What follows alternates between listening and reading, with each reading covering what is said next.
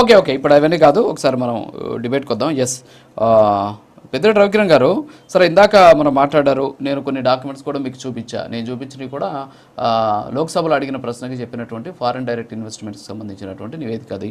At the same time ఆ ప్రభుత్వంలోనే అంటే వైఎస్ఆర్ కాంగ్రెస్ పార్టీ అధికారం ఉన్న సందర్భంలో ఆ ప్రభుత్వానికి సంబంధించినటువంటి అప్పట్లో ఉన్నటువంటి ఎవరైతే ఐఏఎస్ అధికారులు తయారు చేసినటువంటి నివేదిక, దాన్ని వాళ్ళు ప్రమోషన్ కూడా చేసుకున్నారు సోషల్ మీడియాలో. దానికి సంబంధించి ఎన్ని పెట్టుబడులు వచ్చాయనేటువంటి అంశాన్ని కూడా అందులో వాళ్ళు స్పష్టంగా చెప్పినటువంటి పరిస్థితి. మరి ఇవన్నీ కూడా కళ ముందు కనిపిస్తున్నాయి, కానీ భారీగా మేము పెట్టుబడులు తెచ్చామని చెప్పేసి కూడా అంటున్నారు. సరే, గుడివాడ అమర్నాథ్ గారి గురించి కూడా ఇందాక నేను ఆయన మాట్లాడారు, ఏదో రాజకీయ సన్యాసం అన్నారు. అది ఆ పాత బయట ఒకటి ఉంది, అంటే దాన్నే ఇప్పుడు మనం అందరూ అంటున్నారు అనమాట చలి అనేసి. సో అదొకసారి బయట చూసిన తర్వాత నిజంగా ఆయన అన్న మాట అదేనా లేకపోతే ఇంకోట అనేది చర్చిద్దాం. ఒకసారి తీసారు, ఒకసారి ఆ బయట ప్లే చేయండి ప్లీజ్.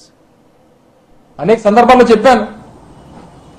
సహజంగా ఈ సందర్భంలో అంటే ఈ సమయంలో దావోస్ లో -5, -10 డిగ్రీలు నడుస్తూ ఉంటుంది టెంపరేచర్స్. విపరీతమైన చలి ఉంటుంది.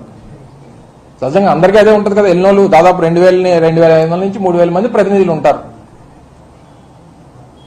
కానీ ఎవరికి ఏమీ జరగనట్టు ఒక సందర్భంలో అయితే ఇప్పుడు మా ఫైనాన్స్ సెక్రటరీగా ఉన్నటువంటి రావత్ గారు అక్కడ ఆ స్నో ఉన్న దాంట్లో కాలు జారి కాలు కూడా ఫ్రాక్చర్ అయ్యి దాదాపు 40-45 రోజులు అక్కడ ట్రీట్మెంట్ చేయించుకున్నారు. సాధారణంగా చలిలో ఉంటే ఎవరైనా స్నానం చేస్తామా? సరే, అవన్నీ చెప్తామండి బయటికి అనేక సందర్భాలు. ఎస్, చూసారు కదా రవికిరణ్ గారు, మరి బయట విన్నారు, అలాగే సురేష్ గారి వాదన విన్నారు, నేను చూపించిన డాక్యుమెంట్స్ చూశారు, ఏమంటారు? గత సంవత్సరం దావోస్కి వెళ్ళింది రాష్ట్ర ప్రభుత్వం సాధించారంటున్నారు కదా. నిన్న స్విట్జర్లాండ్కి సంబంధించినటువంటి భారత రాయబారి మృదుల్ కుమార్ గారు వారే స్పష్టంగా చెప్పారు.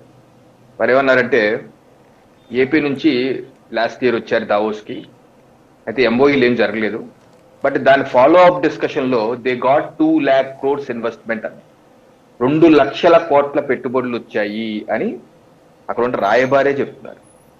దానిలో ఎగ్జాంపుల్ కాగ్నిజెంట్ తో గత దావోస్ సిఇఓ రవికుమార్ గారితో భేటీ అయ్యారు. అప్పుడేమీ అనౌన్స్మెంట్ జరగలేదు. బట్ ఈ రోజు వైజాగ్ లో Cognizant already it is up and running, భూమి పూజ చేశారు. 25,000 మంది ఉద్యోగ కల్పనకి బిల్డింగ్ కన్స్ట్రక్షన్ జరుగుతుంది. ఆల్రెడీ టెంపరీ కార్యం మొదలు పెట్టేశారు. అలాగే గూగుల్ డేటా సెంటర్ గతంలో డిస్కషన్ చేశారు కురియన్ గారు, అంతే, ఎంఓఈలు జరగలేదు. అలాంటి ఈ రోజు ఎంఓఈ జరిగి ముందుకు వెళ్తున్నాం కదా.